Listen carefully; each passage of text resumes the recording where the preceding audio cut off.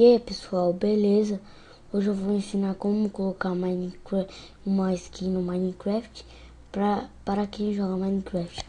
É claro, né, que vai ser para quem joga Minecraft, né?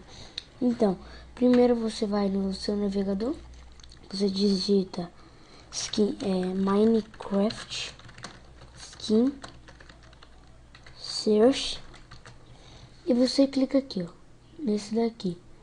Clica aqui. Aí você vai em Browse, quer dizer, você escolhe uma skin, né? Então, galera, eu não vou poder escolher uma skin porque eu tô sem Minecraft, né? Deixa eu ver se aqui tem Minecraft. Não, aqui não tem Minecraft, mas eu vou fazer esse tutorial. Aí deixa eu ver, eu vou escolher... deixa eu ver...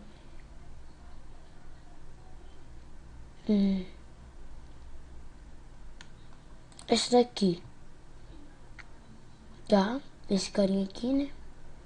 Então, galera, pra vocês poder colocar a skin dele, assim você vai dar um Ctrl C, vai chegar lá no seu Minecraft, você cola o nick dele e vai entrar normalmente com a skin dele. E quando você tiver em um server, vai aparecer a skin dele para as pessoas vai poder ver, vai aparecer essa skin e não vai aparecer a skin do Steve. Esse site é bom porque tipo parece que tem skin do Minecraft original. Aí você não precisa ter o Minecraft original para poder mudar de skin para aparecer em servers. Então, galera, a videoaula foi isso e falou. Fui.